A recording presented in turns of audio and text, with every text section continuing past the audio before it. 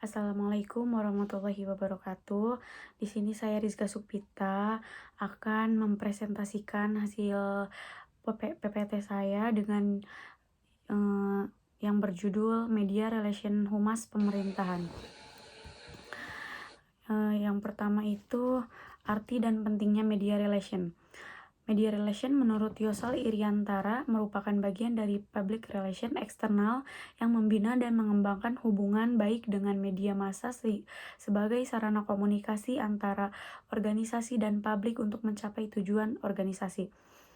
Pentingnya media relation itu dapat pula dilacak dari batasan humas pemerintahan itu sendiri. Batasan humas pemerintahan adalah aktivitas lembaga, negara, dan atau individu yang melaksanakan fungsi manajemen dalam bidang komunikasi dan informasi kepada publik, pemangku kepentingan atau stakeholder. Media merupakan kanal penyimpanan informasi dari sumber informasi kepada halayak, yaitu warga masyarakat.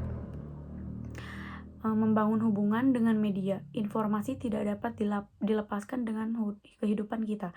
Bahkan informasi sudah menjadi kebutuhan dasar serta hak warga negara Indonesia yang harus dipenuhi. Untuk memenuhi kebutuhan tersebut dengan berbagai cara. Salah satu caranya adalah melalui berbagai media yang sudah ada, media sendiri dan media mainstream seperti cetak, elektronik, TV, radio, dan media baru atau internet. Media mempunyai keunggulan dan efektif menyebarkan informasi dengan cakupan yang cukup luas sesuai peredaran dan jangkauan media.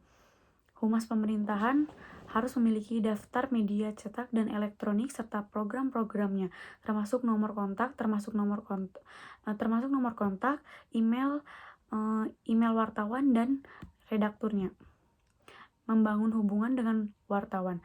Yang namanya humas pemerintahan harus selalu memerlukan wartawan dengan menjalankan tugas dan fungsinya agar sukses. Demikian juga wartawan akan selalu memerlukan humas pemerintah untuk mendapatkan informasi dan tentunya apabila diperlukan informasinya. Wartawan adalah orang yang bekerja sebagai pewarta yang bertugas mencari berita, membuat berita, dan menerbitkan karya jurnalistik. Ada beberapa sebab yang juga harus dipahami oleh humas pemerintahan. Yang pertama, adanya korupsi. Yang kedua, pelanggaran etika. Yang ketiga, kinerja yang buruk. Membangun dan memanfaatkan media baru. Yang pertama, media baru. Media baru adalah semua media publik di luar media cetak, televisi, dan radio. Ada beberapa macam istilah dalam media baru seperti media warga, citizen, jurnalisme, media online, media cyber, sosial media. Media sosial adalah salah satu media baru seperti Facebook, Instagram, Twitter, blog, dan YouTube, dan lain-lain. Adapun beberapa manfaat bagi organisasi seperti organisasi pemerintah dengan penggunaan media sosial tersebut. Yang pertama itu marketing, kedua sales, ketiga virtual teams, yang keempat internal communication, yang kelima personal networking, yang keenam, yang ketujuh information gathering, yang kedelapan crowdsourcing. Sistem komunikasi di Indonesia.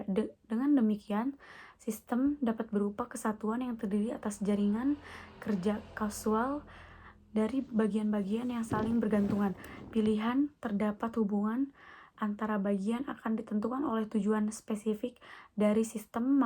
Adapun menurut Togar M. Simatupang, sistem adalah kumpulan objek-objek yang saling berinteraksi dan bekerja sama untuk mencapai tujuan tertentu dalam lingkungan yang kompleks. Objek yang dimaksud di sini adalah bagian-bagian dari sistem seperti input, proses, output, pengendalian, umpan balik, dan batasan-batasan, di mana setiap bagian mempunyai nilai yang sama, yang bersama-sama menggambar keadaan sistem pada suatu saat tertentu. Media baru. Perkembangan teknologi informasi dan komunikasi sangat pesat menghasilkan peradaban baru yang tak terbayangkan sebelumnya. Setiap tahun hampir pasti muncul produk-produk disertai aplikasi baru yang memudahkan setiap orang dapat berkomunikasi dan berbagi informasi tanpa mengenal waktu, tempat, dan batas negara. Media tradisional. Alvin Toffler dalam bukunya The Third Wave membagi peradaban manusia menjadi 3 gelombang peradaban.